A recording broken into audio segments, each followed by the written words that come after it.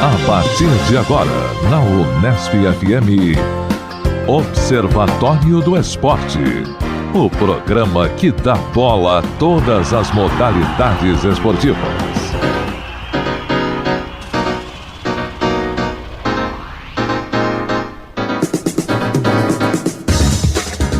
Um abraço para você sintonizado em 105,7 nas ondas da Unesp FM. Hoje é sábado, dia 9 de julho, o ano é 2016. Eu sou Guilherme Dias e começa agora mais uma edição do Observatório do Esporte.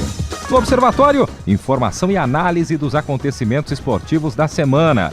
Na reportagem de hoje, vamos falar sobre a passagem da tocha olímpica por Bauru no próximo dia 17 deste mês de julho. Você sabe quando essa tradição surgiu? No Observatório você vai descobrir isso e muito mais. Entrevistamos a chefe da seção de eventos e atividades turísticas da Secretaria do Desenvolvimento Econômico, a Marina Martins, a professora e pesquisadora da USP, Kátia Rubio, e o professor da Universidade Federal do Paraná, André Capraro. Portanto, já vamos abordar este tema. Aqui no Observatório, a informação vai além das quatro linhas. Hoje, time completo, todo mundo super animado. Tá aqui o Carlo Napolitano, o Tuca Américo e também o Zeca Marques, esse mais animado ainda, porque Portugal é finalista da Euro. Um abraço para você, Zeca. Um abraço, de fato muito feliz. Portugal vai para a segunda final de Eurocopa num espaço de 12 anos. Foi finalista em 2004 e Portugal foi semifinalista da última edição em 2012, quando a Espanha ganhou nos pênaltis e depois sagrou-se campeã. Eu quero dizer aqui que para mim o Cristiano Ronaldo é sempre o nome mais, como diriam os portugueses, o nome mais sonante. Da seleção portuguesa, e acho que ele foi eleito o melhor jogador na partida contra o País de Gales. E para o público brasileiro ele sempre pareceu muito arrogante, presunçoso, uma pessoa pouco modesta, muito vaidosa. E isso gera uma série uma imagem um pouco negativa que os brasileiros fazem do Cristiano Ronaldo, né? Quando comparado com o Messi, por exemplo, os brasileiros, apesar e a despeito da rivalidade com a Argentina, há uma simpatia muito maior pelo Messi do que pelo Cristiano Ronaldo. É óbvio que aí também está envolvido um sentimento anticolonialista, de Portugal ter sido colonizado o Brasil durante 3 séculos e tudo mais. Mas eu acho que há alguma injustiça com o Cristiano Ronaldo, porque vejam, as marcas dele falam por si só, né? Ele vem batendo recordes a cada ano. E quando ele foi eleito o melhor jogador da partida contra o País de Gales, ele diz, já faz 13 anos que eu jogo no mais alto nível. Ele de fato surgiu para a seleção em 2004, mas já tinha despontado no ano anterior, quando o Manchester United olha, poxa, esse jogador aqui tem futuro, vamos contratá-lo. E desde então, vejam a trajetória dele, Manchester United e Real Madrid. E seleção portuguesa sempre com muito protagonismo, inclusive em 2004, quando ele marca 2 gols e assume a titularidade logo na primeira partida, quando ele entra no segundo tempo e faz um gol de cabeça, né? Ô Zeca, aproveitando, um dos recordes que você mencionou é justamente igualar o recorde de Michel Platini com 9 gols na história da Euro. E eu vi os gols. O programa É Gol do Sport TV, o que me chamou a atenção foi justamente isso, o quanto de gol de cabeça ele fez nas Eurocopas. Ele fez 2 em 2004 e 2 nessa Eurocopa, ou seja, dos 9, 4 foram de cabeça, né? Então chama a atenção pelo fundamento que ele tem, que Sim. Talvez seja um diferencial em relação aos outros centroavantes. E o que eu queria chamar a atenção é exatamente esse gol que ele faz contra o País de Gales, o primeiro de Portugal, um gol de cabeça, em que ele tem uma impulsão assim assustadora, assombrosa, né? A la Pelé? A la Pelé, e isso lembrou, ele pairou no ar, o que nos faz lembrar do rei Dadá, o Dadá Maravilha, que dizia que só havia 3 coisas que paravam no ar. O próprio Dadá, quando cabeceava a bola, o beija-flor e o helicóptero. Então temos que adicionar um quarto elemento que paira no ar, que é o Cristiano Ronaldo. Ele já havia feito um gol desse tipo pelo Real Madrid, um outro pelo Manchester United, em que ele sobe quase 1 metro a mais do que o seu oponente e paira, fica paralisado e conclui alguns disseram que não foi uma cabeça, foi uma testada. É quase um chute a gol que ele fez. Eu li que a cabeçada se deu a 2,10 de altura. Exatamente. Então ele sobe muito. Quase o dobro da minha estatura. Ele pularia o Zeca Marques. Ô Zeca, você acha que o Cristiano Ronaldo, ao contrário do Messi que renunciou à seleção argentina, tem muita lenha para queimar e pode estar em alto nível ainda na próxima Copa? Então, é isso que só para terminar a questão da cabeçada, da testada, a Gazzetta dello Sport, o principal jornal esportivo da Itália, fez uma associação interessantíssima. Diz o seguinte: Cristiano Ronaldo permaneceu suspenso no ar como se fosse o Michael Jordan do futebol. Eu acho que é uma feliz associação com o Michael Jordan, que tinha inclusive o epíteto de Michael Air Jordan, até por causa da marca de material esportivo que o patrocinava, né, e patrocina. E o jornal Marca, que é um jornal esportivo espanhol, muito associado ao Real Madrid, né, dizem que é o porta-voz oficial do Real Madrid. O Marca disse o seguinte, até porque o Cristiano Ronaldo joga no Real Madrid. O Cristiano Ronaldo parou a história durante uns segundos. Olha que bonito, né? E negou as leis da física. Então isso para dar a dimensão do que foi essa jogada. Não é a primeira vez que ele fez isso. Mas também porque Portugal ganhou, porque se Portugal não tivesse ganhado e não fosse para a final, tudo isso se diluiria em meio a uma jogada de alguém que não conseguiu ter o êxito. Agora, eu acho que mesmo que Portugal não vença esta Eurocopa, e faça muitos votos, aliás, que vença, ele não vai renunciar à seleção, porque acho que o sentimento que o une e a figura que ele vende de si mesmo perante a opinião pública e os torcedores do mundo do futebol é completamente oposta do Messi. Sim. Nós discutimos o Messi na semana passada. Sim. Eu acho que o Messi, se renunciar à seleção, vai estar demonstrando uma marca de fraqueza que é mortal, que é fatal para a construção do mito. E o Cristiano Ronaldo é um personagem que tem mais elementos que podem circunscrevê-lo ao percurso do herói mitológico, segundo o Joseph Campbell, como nós comentamos na semana passada, né? O norte-americano Joseph Campbell. Eu acho que falta a Portugal um título de expressão, e se esse título vier, vai coroar uma seleção que tem fornecido diversos jogadores nos últimos 40, 50 anos de muita qualidade. Eusébio, Figo, Rui Costa, o próprio Cristiano Ronaldo. E acho que Portugal merece um título de expressão, para nós podermos sair daquela tríade de que na Europa quem é campeão é sempre ou a Itália ou a Alemanha e recentemente a Espanha, né? Acho que é importante Portugal ser campeão, assim como foi importante a Holanda ganhar uma Eurocopa. A Holanda chegou a 2 finais de Copa, 3, né, na verdade, 74, 78 e 2010. E a Holanda nunca foi campeã mundial, foi uma vez campeã europeia. Talvez falte isso para fazer com que a Holanda mude de patamar no futebol internacional. A Holanda, aliás, que sequer se classificou para essa Eurocopa. Faltaria a Bélgica também, um título de expressão, uma Eurocopa, para poder mostrar a qualidade de futebolistas belgas que a gente tem visto nos últimos anos. E acho que Portugal está nesse patamar, quer dizer, está a um passo de alcançar as glórias, a um passo da eternidade. E esse título acho que vai fazer jus a um país que tem uma paixão muito grande pelo futebol e que tem mostrado seleções e clubes que têm encantado, não só a mim, mas especialmente a quem gosta de futebol, dos nossos, como se diz frequentemente, do nosso país irmão, né? No meu caso não é meu irmão, mas é o país, é a minha pátria, a origem dos meus familiares. Bom, não sei o que vai acontecer comigo no domingo à tarde, né? Amanhã à tarde. Vou ficar bastante ansioso com esse jogo. Desejo sorte para sua seleção no domingo. Eu vou torcer para Portugal, independentemente. Claro. Né? A torcida vai ser a mesma do Zeca para a seleção portuguesa. Torcer para Gales. Até semana passada para a Itália. Vou mudando de acordo com o que vai se apresentando a competição. Bom, estamos em 105,7. Obrigado pelo carinho da audiência. Você ouvindo a Unesp FM, curtindo o Observatório do Esporte. Mais algum tópico, Zeca? Bom, outro tópico é o que fez um certo furor nas redes sociais na última semana. Vocês notaram que o Campeonato Brasileiro reinaugurou, né, um horário incomum no futebol brasileiro, que é o dos jogos às segundas-feiras à noite. Com muito sucesso, diga-se de passagem, né? Então, eu me lembro, Tuca Américo, você comentava antes da gravação que o Carlão falou que se lembrava de jogos do Campeonato Brasileiro nas segundas-feiras à noite. Eu me lembro do Campeonato Carioca na segunda-feira à noite, que era exibido pela Bandeirantes. Então, vários jogos do Campeonato Carioca nos anos 90 aconteciam na segunda-feira à noite. Eu me lembro que eu estudava em Campinas e eu fui assistir um jogo do Palmeiras e Vasco no Parque Antártica numa segunda-feira à noite. Pois é. Lembrando que a gente já falou várias vezes aqui que esses jogos do Brasileirão, notadamente quarta à noite e domingo à tarde, é uma imposição da Rede Globo, né? Que colocou o futebol na sua grade de programação. Então a gente notou que nessa última segunda-feira as arquibancadas estavam lotadas, e mais que ser o jogo da segunda-feira, Zé, eu acho que a questão do jogo que se inicia às 8 da noite, eu acho que é fundamental isso. É um horário mais propício a quem sai do trabalho, né, mais fácil para voltar para casa depois do jogo. Mas você sabe que eu já vi reclamações de quem vive em grandes centros, São Paulo, Rio de Janeiro e Belo Horizonte, de que o jogo às 8 é ruim porque não dá tempo de chegar ao estádio. Trava tudo? O jogo foi em Recife e não foi na arena utilizada na Copa do Mundo, foi na Ilha do Retiro, Sim. que é uma parte mais central da cidade, né? Mas enfim, há esse novo horário, segunda-feira à noite, e veja, também é uma espécie de imposição da Claro. empresa de comunicação detentora dos direitos do Campeonato Brasileiro, porque esse jogo é transmitido pela Sport TV, não pela Rede Globo, mas logo na sequência ao jogo, começa o programa Bem Amigos, capitaneado quase sempre, ou vez ou outra, pelo Galvão Bueno. Será que uma dessas imposições aqui, o Bem Amigos, estava com uma baixa audiência?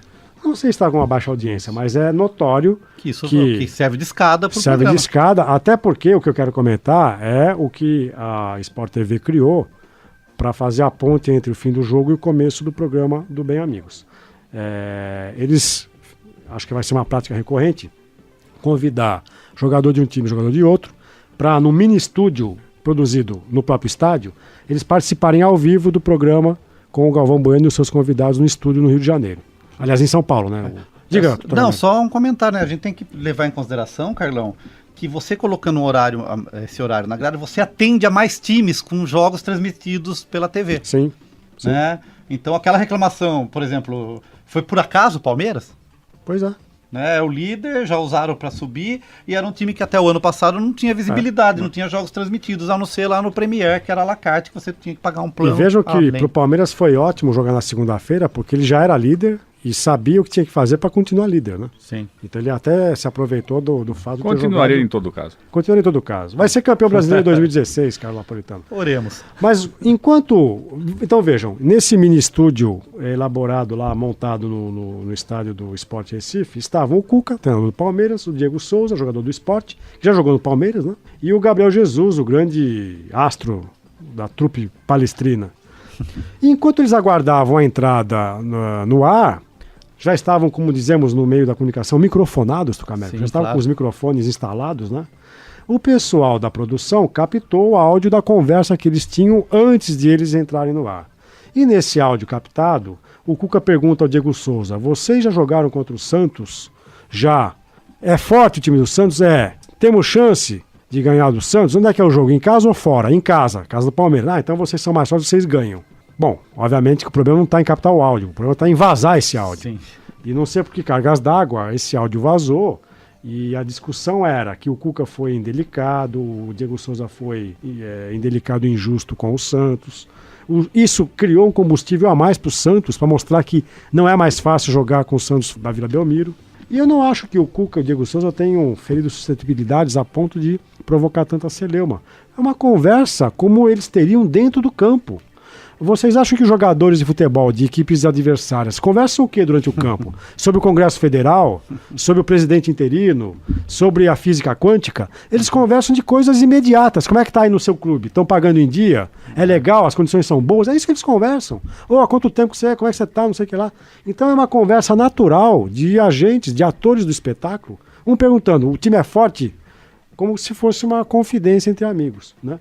Agora, acho que houve um erro da emissora em permitir que isso vazasse, e aí eu vou chamar aqui o nosso advogado de plantão, Carlos Napolitano, para dizer se isso aqui não fere um direito do uso de voz e imagem, porque eles não foram consultados, não foram autorizados a que isso fosse divulgado, mesmo que não tenha sido divulgado de maneira institucional na emissora no horário programado. Diga, Carlos. Com certeza, e até a Rede Globo, as organizações Globo já se desculpou, já pediu desculpa para os envolvidos, para o Palmeiras, para o Sport, para o Diego Souza, para o Cuca.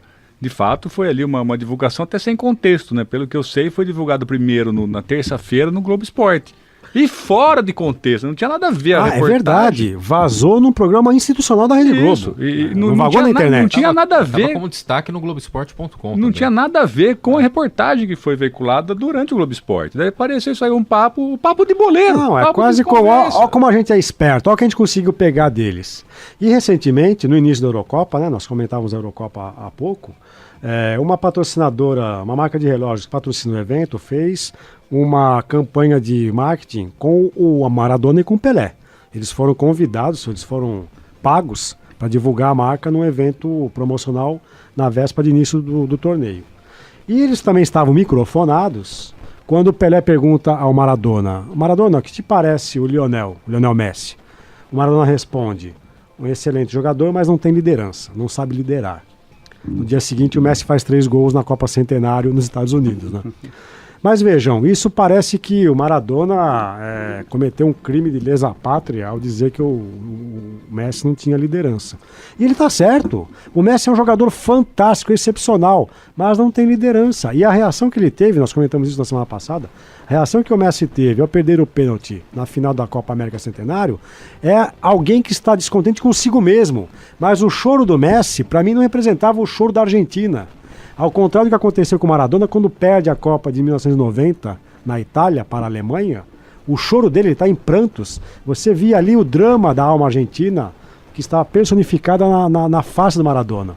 Eu não vejo isso na face do Messi na última Copa Centenário. Então, vejam que eu não tenho dúvidas de que os comentários que são feitos por diferentes profissionais nos bastidores, no que a gente diz em off, podem ser mais elucidativos, mais interessantes, mais ricos do que aqueles que são feitos no ar publicamente, né? Mas aí eu vou evocar uma frase que ora é atribuída ao Groucho Marx, um humorista norte-americano, outra é atribuída ao parlamentar alemão Otto von Bismarck, que é o seguinte: as leis e as salsichas, é melhor a gente não saber como elas são feitas. E alguns dizem, não só as leis e as salsichas, mas também os jornais. É melhor não saber como eles são feitos, porque senão nós não podemos comer as salsichas nem ler os jornais. Só recuperar 2 outros grandes vazamentos de áudios, que isso é uma coisa que eu creio que se tornará cada vez mais comum em função da tecnologia. As pessoas têm decodificadores de TV que gravam em tempo real. Então aquela coisa, Carlão, que antes só via, né, a hora que vazou. Quem viu, viu. Quem não viu mais. Agora não, com os aparelhos que a gente tem aí de decodificador de TV a cabo, você dá um voltar e você vê, grava e reproduz tudo isso novamente, né? Então eu queria só lembrar 2 casos clássicos. O primeiro é do Rubens Recupero, que foi ministro da Fazenda, creio, né? Se eu não me engano, sim. E numa entrevista numa TV para Globo, se eu não me engano, para Globo News, isso ia ser transmitido via satélite e gravado, né, não era ao vivo, e estavam preparando ali aquela conversa preliminar. O repórter, que eu não lembro qual é agora, perguntou o que você acha da conjuntura atual, esses dados que foram veiculados agora. Ele falou: esses dados são mais ou menos verdadeiros, você sabe como que é, né? O que é bom a gente divulga, o que é ruim a gente esconde. Isso pegou muito mal para a carreira dele. E outra situação clássica foi o Pedro Bial no programa Fantástico, em que aparecia os dançarinos do balé de Kirov, da Rússia, e ele deixou escapar, vazou um áudio aí, usou palavras mais fortes, mas um comentário homofóbico, tipo os gays do balé de Kirov. No esporte há vários exemplos. O Milton Leite, locutor da Sport TV, com o André Rizek, se referiu ao Rogério Ceni. O Rogério Ceni é chato para ser pontinhos. E aí vazou. E na Copa de 94, há um áudio do Galvão Bueno queixando-se de que o Pelé não parava de falar e que ele não conseguia reassumir o controle da locução, da narração do jogo. Isso também ficou notório. Cases da imprensa brasileira. Tá, ok. Você está em 105,7 aqui na Unesp FM e este é o Observatório do Esporte. Bem, então eu vou somente destacar um tema que não é bem um tema, tem um comentário anterior, uma crítica anterior, acho que o Zeca pode colaborar também, né? Acho que vocês já ouviram aí vários, tem alguns estudos, alguns estudiosos acadêmicos, até pessoas, treinadores, que falaram que um dos problemas do futebol brasileiro é que não tem mais o espaço para que as crianças joguem o futebol, o famoso campinho, né? A questão imobiliária, a várzea, a questão imobiliária, o crescimento imobiliário no Brasil fez com que esses campinhos deixassem de existir. Eu me recordo que de frente à minha casa lá em Botucatu, na rua Santos Dumont, número 110, no bairro do Lavapés, tinha um grande campinho ali na frente e a gente passava todas as tardes ali jogando bola, né? E me lembro também, Zeca, é um clube que eu não, acho que é do Paraná, não lembro certamente qual é, mas numa matéria do Globo Esporte mostrava lá que as categorias de base treinavam uma vez por semana na rua, jogavam descalços, né, para fazer esse treino de resistência, de habilidade, de jogar em condições sobrenaturais, eu diria, né, Carlos Napolitano? Que é pela condição do gramado. Pela condição do gramado. Da bola. Você perdeu muita tampa do dedão? Machuquei bastante. O Zeca disse que já era do ambiente mais urbano, né, paulistano. Eu não... A várzea, na verdade, é o espaço do rio, quando na via cheia do rio, era aquele espaço que ficava plano, para a prática do futebol. Eu não pratiquei futebol de várzea, mas eu praticava futebol de rua. Sim. De rua ou de calçada, dependia do tráfego de veículos do local que nós estávamos, né? Mas eu acho que muitos dizem, né, que o futebol brasileiro perdeu a essência quando passou a ser administrado nos condomínios e nas escolinhas de futebol. Sim. Né? Eu acho que é um fenômeno que aconteceu em diferentes cidades, não só no Brasil. Na própria Argentina eles falam que não existem mais os potreiros, né? Que Pois são os campinhos onde as é. crianças jogam. Eu né? acho que isso é em relação à moçada que está começando a praticar esporte hoje, isso é fato. Né? Eu estava até conversando com meu filho esses dias, o Pedro, e vocês sabem, já comentei aqui que ele joga basquete, que alguns colegas deles estão fazendo treinamento funcional. Treinamento funcional. Para o jogo de basquete, um coleguinha dele que joga futebol fazendo treinamento funcional para jogar futebol, para melhorar a condição física, a condição de atleta para jogar Manda futebol. ele jogar futebol numa ladeira. Exatamente. como os campinhos eram. Né? Os campinhos não eram Desviar da moita, no do mesmo buraco. nível. Ele era, se a rua fosse íngreme, o campinho era íngreme. Tinha que, de repente, driblar um vira-lata que Sim, estava com passando ali, certeza. né? Você jogou muito campinho também, Guilherme? Formigueiro. Joguei. Formigueiro. Na verdade, eu mais diverti a galera do que me divertia jogando, mas foi bacana, né? Já me machuquei muito, já machuquei outros amigos sem querer, é verdade, mas era muito bacana. Tá, então, tudo isso, né? Porque eu separei aqui um texto que foi publicado numa rede social, sem autor, infelizmente, é um autor anônimo, que agradeço ele pela Fala que é da lembrança. Clarice Lispector. Pode ser da Clarice Lispector, eu acho meio difícil. Clarice É que tudo que Lispector. aparece com um sei. lado assim um pouco mais afetuoso feminino é atribuído a Clarice Lispector. Mas Ou eu fiquei então- aqui com a imagem mental da Clarice Lispector no campinho jogando bola. Mas outro que circula sempre como autor de texto na internet é Luiz Fernando Veríssimo Veríssimo. ou Arnaldo Jabor. Ronaldo Jabor. Com certeza não é do Jabor, vamos apelar pro Veríssimo então. Né? Então tá aqui o texto. Eu vou ler as regras do futebol de campinho. Regra número 1. Os dois melhores não podem estar no mesmo lado, logo eles tiram par ou ímpar e escolhem os times. Você tirava para o ímpar? Nunca tive essa oportunidade de tirar para o ímpar. Acho que nem jogando videogame Nem eles me jogando deixariam tirar para o ímpar. Tá certo. Carlos Napolitano, ser escolhido por último é uma grande humilhação. Eu tava nessa regra aí. Eu era... Mas não se sentia tão humilhado assim. Não. Sabe que eu era gordinho, o pior de todos, não tem problema não. Esse é um grande mistério da natureza, como o Carlos Napolitano se transformou nessa magreza, né? Sendo gordinho quando criança. Essa silhueta delgada. Delgado. Um time joga sem camisa, então não tem esse negócio desse babador que usa hoje em Colete. dia, colete e tal, né? O pior de cada time vira goleiro, a não ser que tenha alguém no time que goste de catar. E catar Catar no gol. no gol era o verbo que a gente usava pro goleiro. Vai pra catar quem- no- eu cato no gol Eu cato hoje. no gol hoje. Se ninguém aceita ser goleiro, adota-se um rodízio. Cada um cata até sofrer um gol. Isso é bem comum. Regra número 6. Quando tem o pênalti, sai o goleiro ruim e entra um bom só pra tentar pegar a cobrança. Eu, pra falar a verdade, eu sempre fui goleiro, viu? Mas eu era bom.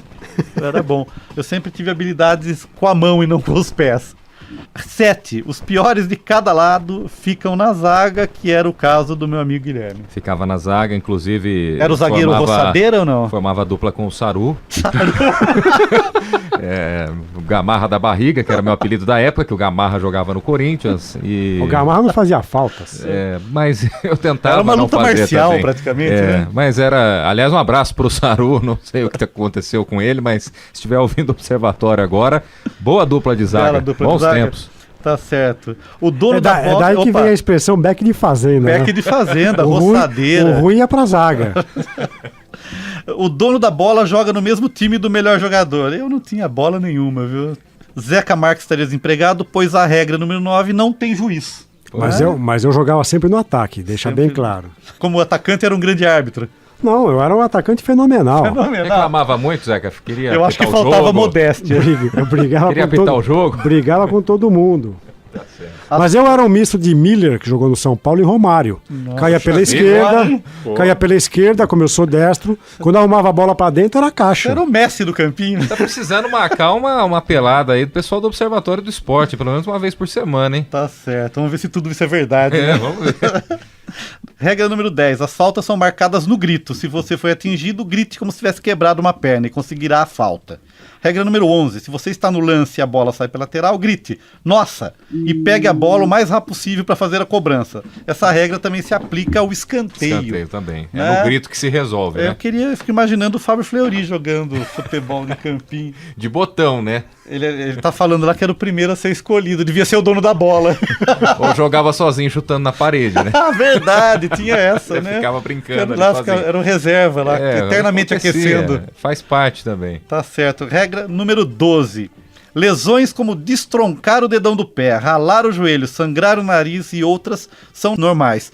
Destroncar o dedão eu não lembro. Destroncar o dedão eu não lembro, mas eu lembro do arrancar a tampa do dedão, que era uma coisa comum. Ficava aquela pontinha do dedão pendurada, né? Perder unha fazia parte também. Unha também. Fazia parte. Tá certo. Regra número 13. Quem chuta a bola pra longe tem que buscar. Eu acho que essa era pior, dependendo do lugar que você jogava. Mas tem um adendo a essa regra, que quando a bola caía no quintal da vizinha. Nossa, verdade. Que aí era um terror, e às vezes, dependendo do humor da vizinha, ela furava a bola. Verdade, eu já tive vizinha que furou minha bola.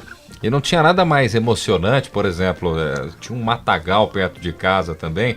Às vezes chutava uma bola pra lá e a gente ficava dias pra achar, procurando. E quando alguém falava, achei, poxa vida, que legal aquilo, porque às vezes a gente já dava a bola como perdida, né? Era difícil achar no meio do matagal ali perto de casa. Mas faz parte também. Aí todo mundo procurava, ia 6, 7 atrás da bola.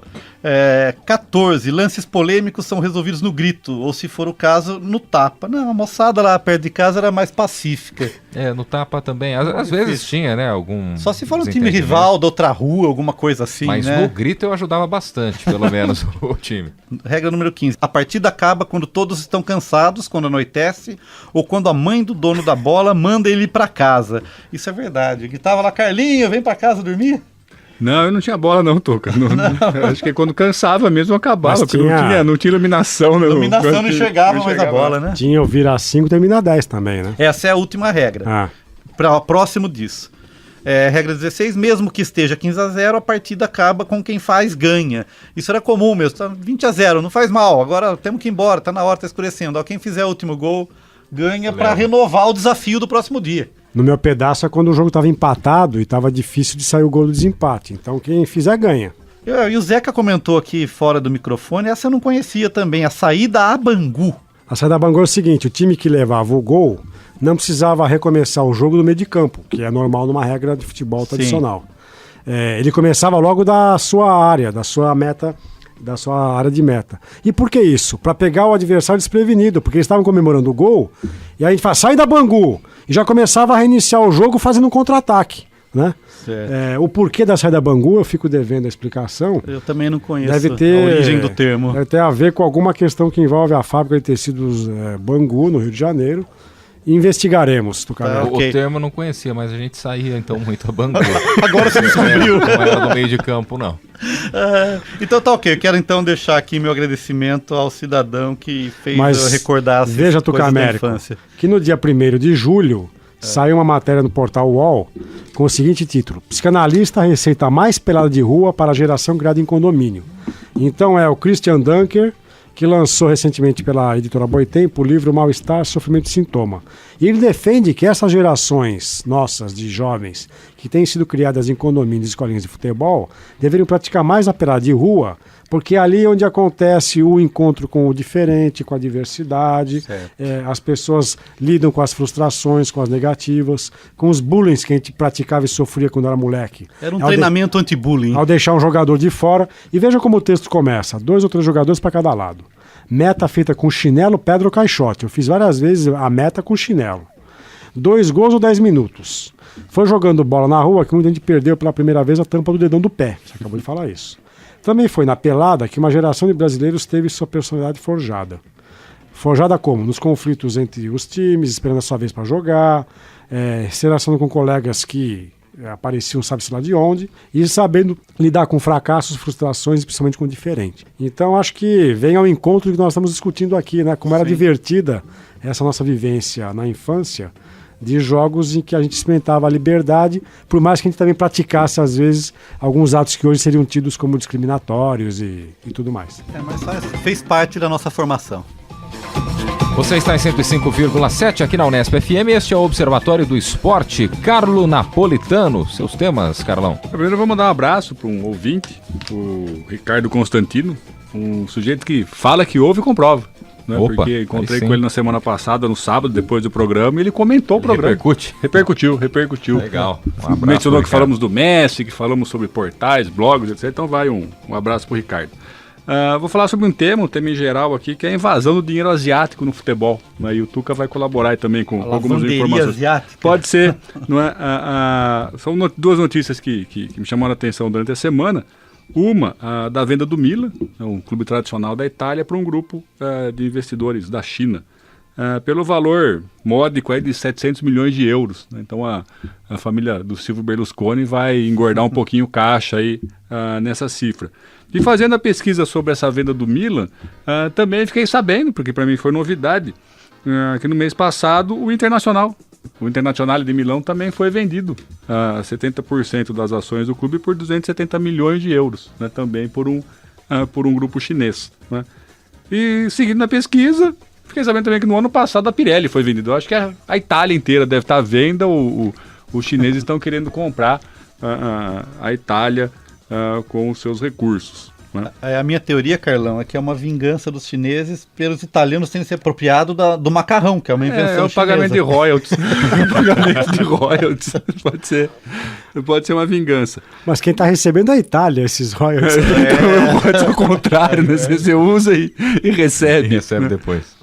Tá, mas e um outro assunto que também me chamou a atenção e repercute aqui na nossa região, em Bauru, uma operação da Polícia Civil também em relação a recursos financeiros da Ásia, né, mais especificamente da Malásia, China e da Indonésia, da operação da polícia denominada Game Over, né, com manipulação em jogos em sites de aposta dos resultados aqui das divisões inferiores do Campeonato Paulista. Né, que parece que isso aí é apenas uma ponta também do iceberg. Aí o Tuca tem algumas informações envolvidas de prática. Na verdade, diz que a operação começou em 2015, então já estamos aí com mais de um ano de investigações, né?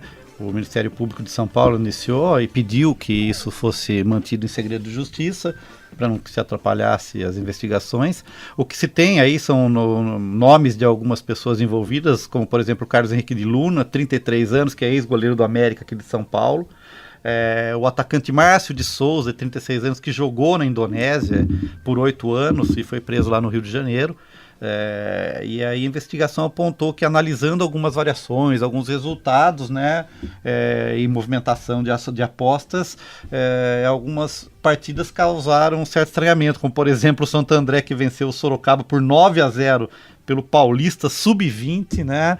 Eu descobri que o meu amigo Guilherme Dias faz apostas nesses sites de Sub-20, Sub-21. Tem tudo. Tem tudo, tem né? Sub-20, Sub-18. E eu utilizo, Campeonato pelo do menos. Sri Lanka. Tem. Birmânia. Da Islândia, Copa da Islândia. Eu utilizo pelo menos. Copa da Islândia. Tem Copa da Islândia. Tem todas as opções e não só de futebol, né? Que fique claro. Tem desde os jogos de inverno, xadrez, tem tudo. Tudo.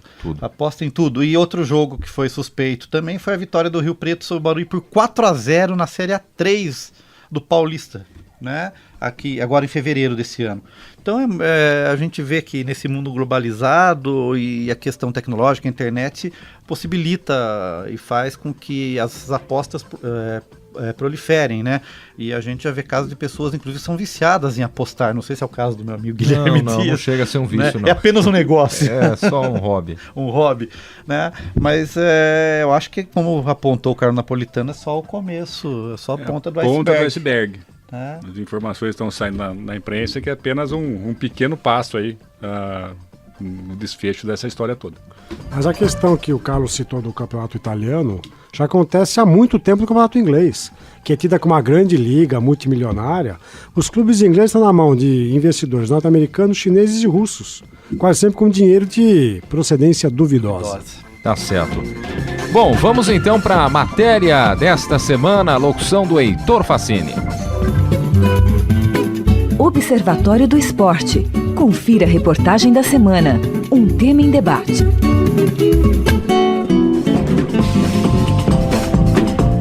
Os Jogos Olímpicos da Antiguidade eram disputados na Grécia. A data mais aceita como início da competição é 776 a.C. A celebração tinha caráter religioso e de respeito aos deuses. A data aceita para o Comitê Olímpico Brasileiro como fim dos Jogos Antigos é 394 a.C. Isso se deve pela proibição feita pelo imperador romano Teodósio.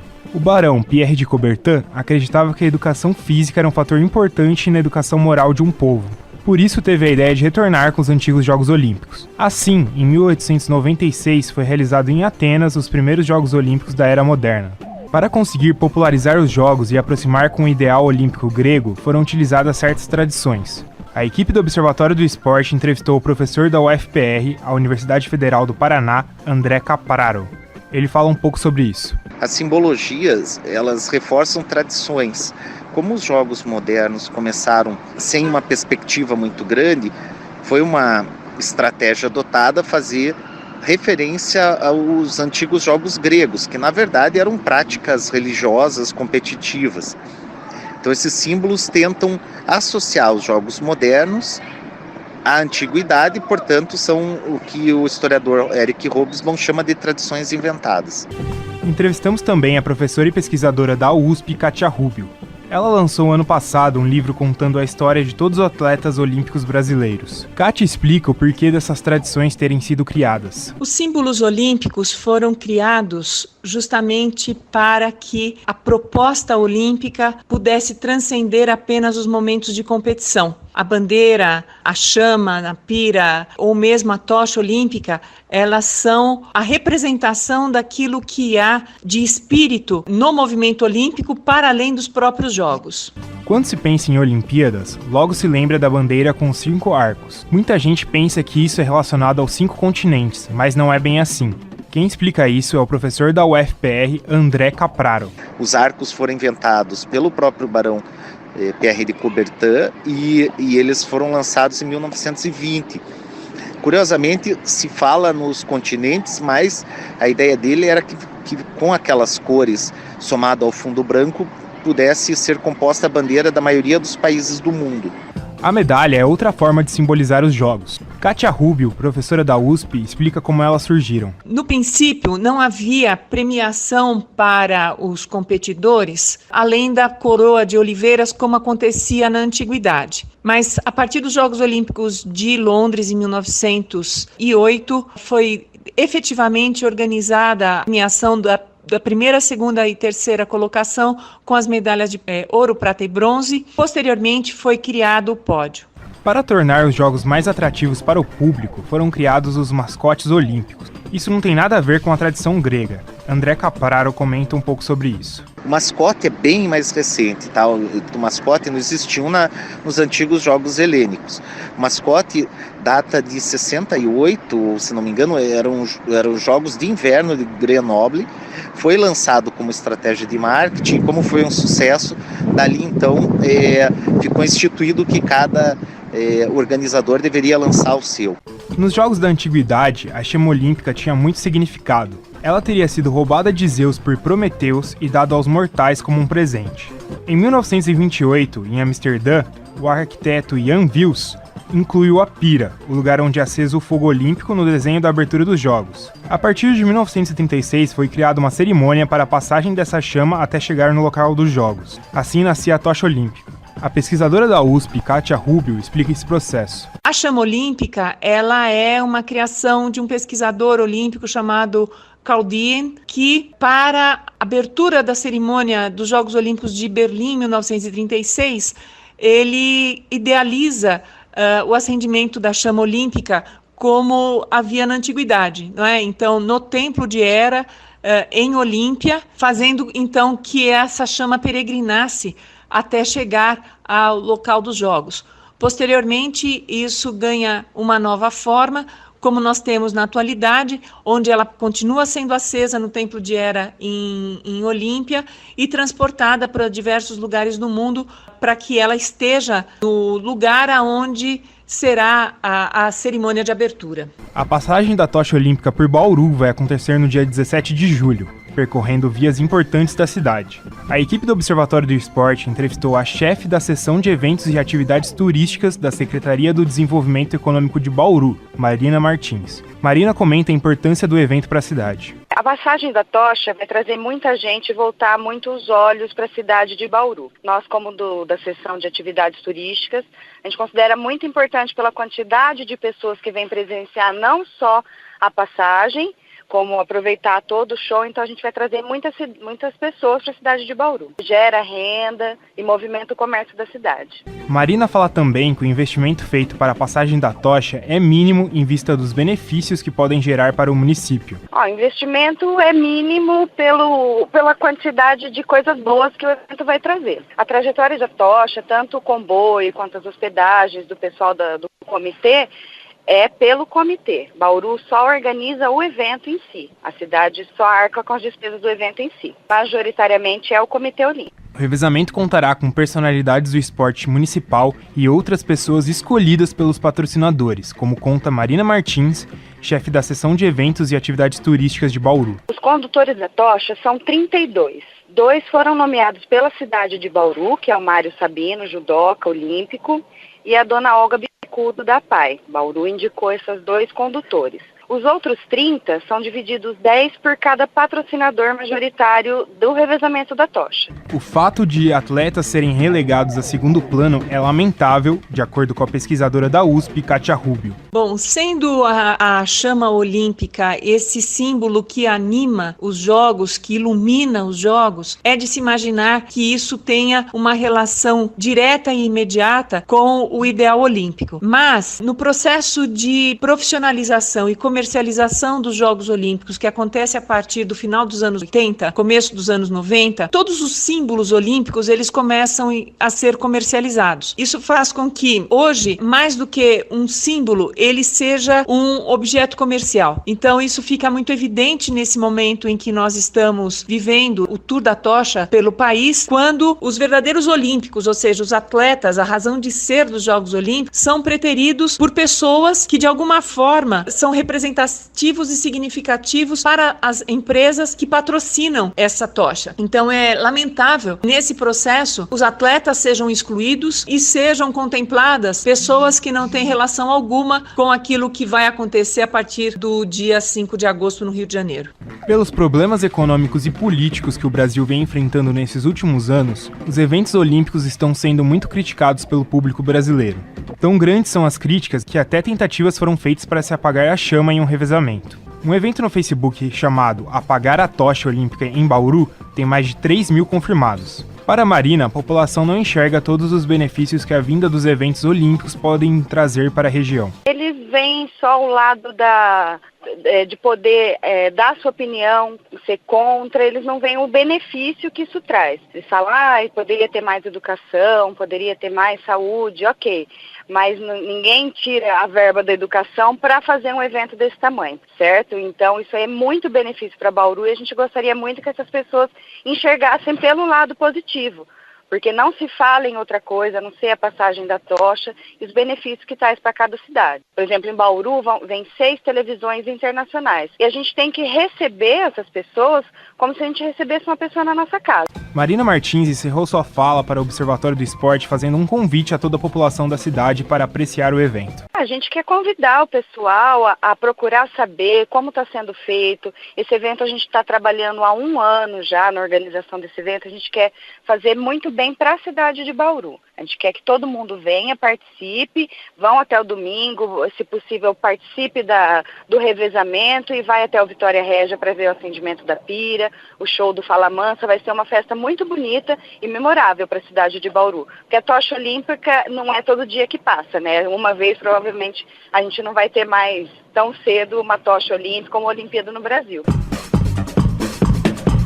Muito bem, depois da matéria do Heitor Fassini, os agradecimentos à chefe da seção de eventos e atividades turísticas da Secretaria do Desenvolvimento Econômico, Marina Martins, a professora e pesquisadora da USP, Kátia Rubio, e o professor da Universidade Federal do Paraná, o André Capraro. Continua aqui com a gente o Heitor Fassini, também chegando o Leonardo Guerino, com ele que a gente começa. Léo, muita gente é contra, outros a favor desse tour, né, que faz a tocha por várias cidades, vários municípios do Brasil. E como a gente mostrou durante essa matéria, tem prós, contras, mas a polêmica continua e está chegando o momento da tocha chegar aqui na cidade de Bauru. Qual a sua opinião sobre isso? Um abraço para você. Olá, Guilherme. Olá a todos os amigos aqui da mesa. Olá, amigo ouvinte. Não é exclusividade do Brasil essa oposição às Olimpíadas e ao evento olímpico em si. Isso já aconteceu em outras cidades do mundo. Inclusive, aconteceu na própria Alemanha, em Hamburgo, em 2015, votaram contra as Olimpíadas. Em 2013, votaram contra as Olimpíadas de Inverno. Então não é exclusividade do Brasil uma oposição ao evento olímpico. Que fique claro isso. Vale lembrar também que quando o Brasil foi se candidatar para receber as Olimpíadas, ele estava vivendo um momento estável de economia. Ele não estava com os problemas de crise em alta, como a gente atravessa hoje. Exatamente. Então ele estava num momento mais estável. Então isso favoreceu com que a população, a primeiro momento, aderisse a trazer as Olimpíadas para cá. Só que como é difícil você apoiar agora o evento, tendo em vista aos problemas econômicos e políticos que temos passando. Dá para traduzir que praticamente tudo hoje gera revolta. Exatamente. Você saber que o Rio de Janeiro, atravessando todos os problemas econômicos que ele vem atravessando, ele ainda investir num evento com que gastou mais de 10 bilhões para ele ser formado, isso revolta a população. É muito bem lembrado. Acho que o Zeca também tem um trabalho sobre isso, né, Zeca? Sobre a cobertura dos jornais quando o Brasil recebeu a concessão e autorização para divulgar. E, se eu não me engano, uma das capas de um jornal que você analisa tem uma foto da praia do Rio de Janeiro, Copacabana, com milhares de pessoas ali comemorando isso. Então foi muito bem lembrado pelo Léo. Ou seja, no primeiro momento, ninguém comentou sobre isso, ninguém pensou sobre o gasto, ninguém pensou... Foi algo extremamente positivo foi e comemorável. Né? Talvez pelo momento que o Brasil estava passando. E hoje, momento de crise, aproveita a questão das manifestações. Carlos Napolitano, o Brasil foi escolhido sede dos Jogos Olímpicos. O Rio de Janeiro, em setembro de 2009, dia 3 de setembro, num evento do COI em Copenhague, na Dinamarca. No dia seguinte, eu consegui reunir 60 capas aproximadamente de jornais brasileiros noticiando o fato. Dessas 60, 59 tinham um direcionamento único.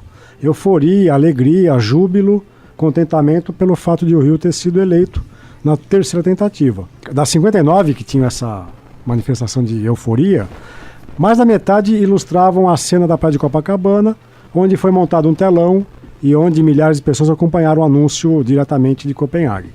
Um outro tanto, uns 30%, colocaram imagens do Cristo Redentor, que eu acho uma coisa espetacular. O Cristo como o ex-libris do Rio de Janeiro e, ao mesmo tempo, uma demonstração de um religioso do Brasil, apareceu com muita frequência.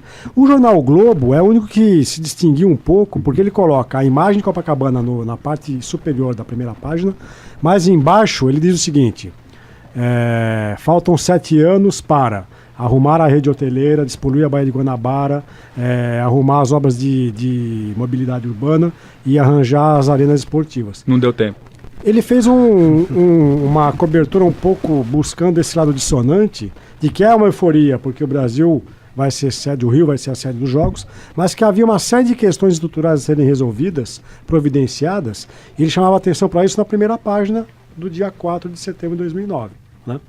E aquele universo majoritário de júbilo e euforia fica muito ilustrado com o acompanhamento que os meios televisivos estão dando do percurso da tocha. O percurso da tocha parece que é uma outra festa que acompanha os Jogos Olímpicos. E a gente não coloca a nu essas questões que envolvem patrocinadores, interesses de anunciantes e uma série de problemas que eu acho que tem a ver com a escolha das pessoas que representam a cidade para caminhar com a tocha. Eu acho que deveria haver atletas olímpicos ou ex-atletas olímpicos fazendo isso, pessoas que têm alguma relação com o esporte, e nem sempre o critério é esse. Quando a tocha passou no estado de Goiás, Zezé de Camargo e Luciano foram uns dos escolhidos para fazer o Sandra anúncio da Nemberg, da Globo, foi... Bom, a Globo como patrocinadora, como tinha uma cota. sócia da organização do evento, porque ela é uma sócia porque pagou para transmitir o evento, não é só a Sandra Nemberg que apareceu, vários atores e jornalistas têm aparecido. Galvão Bueno, em Londrina. Sim. Pois é. Mas muito patrocinador para poucos representantes da cidade? O que me chama a atenção é que aqui em Bauru, o Carlos Napolitano não foi escolhido para carregar a tocha. É uma injustiça. Nem o nosso diretor Fábio Fleury, nem você, Guilherme Dias. Não sei o Fleury foi convidado, pelo jeito, viu? Tá todo otimista por ali. Não fui convidado, não. Sei porque eu seria, não sou nem bauruense. Fica mais complicado. Mas o que falta, o que muita gente está questionando, e isso eu sou até indagado por ouvintes, por que um número tão grande de patrocinadores e apenas 2 representantes escolhidos pelo município, pela prefeitura, no caso aqui de Bauru, só relembrando, o Mário Sabino, ex-atleta, e acho justíssima a indicação do Sabino, e a dona Olga Bicudo, que também faz um trabalho muito bacana, acho que ok também ser representante bauruense, pelo trabalho que ela desenvolve já há algum tempo na PAI. É que aqui em Bauru, no mesmo dia, haverá a cerimônia da tocha em Agudos, Lençóis Paulista e Jaú. Então vai ser uma tocha a jato. Passarem em várias cidades. Mas são 32, Zeca, e desses anunciados aí, o Mário Sabino, o único atleta olímpico, ou seja, acho que Bauru tem outros atletas que participaram. Que poderiam. Até o próprio time de basquete, né? Eu fiquei pensando durante a semana, já sabendo dessa matéria, o Larry Taylor, que tem um carinho aqui pela cidade, que disputou. Sim. Naturalizou, né? Naturalizou brasileiro. Mas é bauruense, mas vale lembrar que não são exclusivamente esse atleta escolhido por Bauru, que é o único atleta olímpico. Quem sabe os patrocinadores também não podem Porque está em segredo? Ainda não foi anunciado. Tem a lista com os nomes. Não foi anunciado. Então, é por isso que a gente não pode afirmar 100% que só esse atleta olímpico vai ser. Então deveriam divulgar, porque, por exemplo, muita gente vai deixar de ir pensando que vão ter lá 30 representantes comerciais de patrocinadores. Seria bacana se convidaram um Larry Taylor, por exemplo, já que a gente citou esse exemplo aí. Avisa, né? Olha, o Larry Taylor vai conduzir a tocha aqui em Bauru, tem muita gente que tem carinho por ele. O Barbosa é o técnico da seleção de basquete. Sim, tantos outros nomes. É difícil a gente achar uma explicação para isso. Pois não, Heitor? E é interessante que eles não falam isso. Parece que se você pensar que esse simbolismo da tocha olímpica, de todos os símbolos olímpicos, é um negócio que, na teoria, depois que a Olimpíada deixou de ser amadora e virou profissional e precisava de um investimento muito grande para ser realizado os jogos, você tem que pensar que esse simbolismo fica só no campo das ideias, porque praticamente isso aí é uma ação de marketing. Tanto carregar a tocha, tanto como qualquer outro símbolo, os mascotes, a abertura, é tudo uma ação de marketing para promover o evento e mostrar para a população, nossa, que evento bonito, que grande festa, que grande show, para realmente mostrar que vale esse investimento fazer tudo isso. E se você pensar que eles não divulgam esses 30 nomes, você não tá fazendo uma boa propaganda do seu evento. Você não tá falando assim, putz, venham assistir o revezamento da tocha, vai ter tal atleta, vai ter, se não for atleta, vai ter tal celebridade, vai ter tal personalidade, pra mostrar não assim... Não precisa ser atleta exclusivamente. Até um amigo meu perguntou esses dias, aliás, um abraço pro Elvis, tá ouvindo o Observatório do Esporte, ele gosta bastante do programa. Ele me perguntou, o astronauta Marcos Pontes, ele não vai conduzir a tocha? Ele não é ex-atleta, mas é um nome de peso aí da cidade, principalmente ganhou destaque nos últimos anos. E eu respondi não vai, pelo menos não tá na lista ali inicial. O primeiro astronauta brasileiro. E não poderia ser um nome a mais? A personalidade. Claro. Sim, mas o interessante é que se você pensar que já no dia 17 eles ainda não divulgam essa lista, ou eles não tiveram tempo para ainda já terminar essa lista? Veja só, no dia 22 de março deste ano, uma matéria do Jornal da Cidade com o título 5 bauruenses já estão confirmados como condutores da tocha olímpica. Isso em março. Quem eram os 5 que estavam confirmados ali? O nadador Norival Agnelli, o tenista Helder Gouveia, o judoca Mário Sabino, confirmadíssimo, né? O assistente de engenharia do Boulevard Shopping, Vinícius Teixeira Pires, e o Marcelo Manton, superintendente do Boulevard Shopping. E a dona Olga Bicudo aparecia como alguém convidada de quem o comitê organizador esperava a confirmação. Então veja, já houve um anúncio aqui, né? E 2 pessoas que a princípio não tem nada a ver com esporte, podem patrocinar esportes, mas não são esportistas, que são os dois representantes aqui do Boulevard Shopping. Eu queria recuperar um pouco, Zeca, que eu acho que a entrevista está muito bem feita, mas ficou uma dúvida pairando no ar em relação à origem dos anéis olímpicos. Né? Qual que é a ideia que você tinha do surgimento? Né? Não, o que a imprensa sempre divulgou, que era o congraçamento dos 5 continentes. Sim. Então, o asiático representado pela cor amarela, o continente africano pela cor preta, sim, e por aí vai. E o que foi apresentado aqui que seriam as cores mais presentes nas bandeiras dos países, sim, que fazem parte do Comitê Olímpico, né? Mas na verdade, podiam se utilizar as 3 cores primárias, né? Podiam ser 3 anéis, sim, apenas. Foi, né? Assim. O vermelho, então, o azul e o amarelo. Mas daí eu achei uma outra versão aqui, que de certa forma configura um certo meio plágio do Barão de Pierre Coubertin, que ele teria se inspirado no logotipo da União da Sociedade Francesa de Esportes Atléticos, que eram 2 anéis, um azul, outro vermelho, né, inspirados nas cores da bandeira da França. Então a gente já tem aí no mínimo 3 versões, teorias, né? Mas o que eu acabei pesquisando aqui é que a versão dos continentes foi negada já pelo Comitê Olímpico. Então essa não seria a original, né? E durante também os Jogos Olímpicos de Berlim 36, o Caldi, que era o responsável pelo Comitê Olímpico, ele inventou uma história lá, que era um símbolo antigo que o Pierre Coubertin tinha descoberto nas ruínas do Templo de Delfos, né? Mas isso foi uma jogada de marketing, não tinha nada a ver. Tá? Deixa eu fazer uma pergunta. A tocha que passará aqui por Bauru no dia 17 acenderá a pira olímpica no dia 5 de agosto, na abertura dos Jogos. E também sempre há um simbolismo da personalidade que acende, né, a tocha olímpica. O Muhammad Ali, que recentemente faleceu, foi o responsável por acender a tocha na Olimpíada de Atlanta. Aquela atleta aborígene, me foge o primeiro nome dela, Freeman, australiana, acende a pira em Sydney. Em Barcelona, os mais antigos como eu aí lembram, um atleta paralímpico, cadeirante, que acende com uma flecha, me foge o nome dele agora. Ele não era cadeirante não, cara. Não era cadeirante? Não.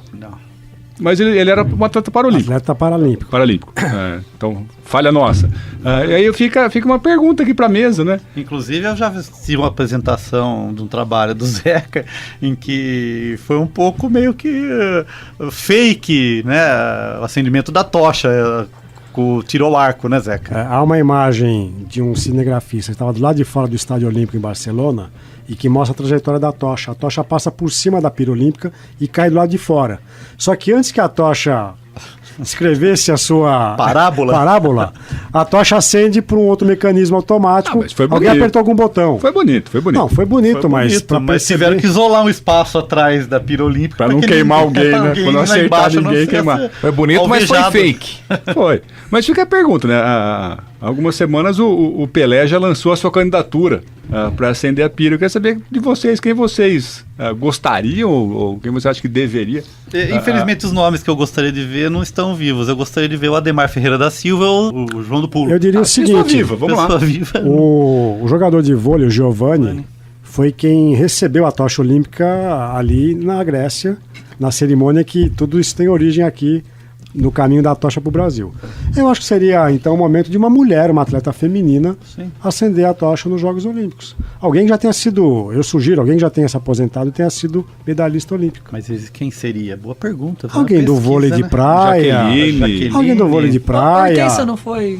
A Hortência não foi medalha de ouro. Não, foi medalha de prata. Não foi medalha de ouro. Não, mas aí tudo importa a medalha. Mas eu acho que há algumas personalidades que não são dos esportes coletivos que têm mais identificação com os Jogos Olímpicos. Inclusive, Zé, que eu só abri uma notinha, eu acho que é muito importante, né? Esse caráter dos Jogos Olímpicos, em que as 3 medalhas têm valor. Né? No futebol a gente viu o Messi... não querendo receber a medalha e tal, mas para qualquer atleta olímpico do atletismo, e na maioria das modalidades, qualquer uma das medalhas tem um valor incrível, né? Então o primeiro e o segundo lugar, acho que nos Jogos Olímpicos tem um valor real. E o nosso serviço de informação diz que o atleta paralímpico que acendeu a pira, ou não acendeu, né? Em 92 em Barcelona, ele era um arqueiro, né, de arco e flecha, o Antônio Rebolho. Tiro com arco o nome correto. Tiro com arco o nome correto. É estranho. Você, ouvinte do programa que acessa as redes sociais, curta nossa página no Facebook. O endereço é o www.facebook.com/Observatório do Esporte. Acesse também o blog do nosso programa. O endereço é o observatório do esporte unesp.blogspot.com.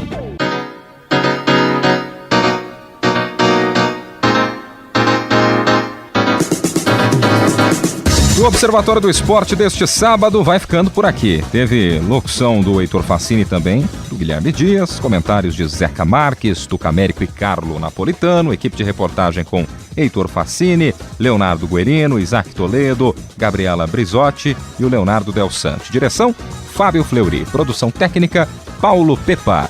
O Observatório do Esporte é uma atividade de extensão do GCF, Grupo de Estudos sobre Comunicação Esportiva e Futebol da Unesp. Para você, um grande abraço, obrigado pela companhia e até a próxima. Observatório do Esporte, informação além das 4 linhas.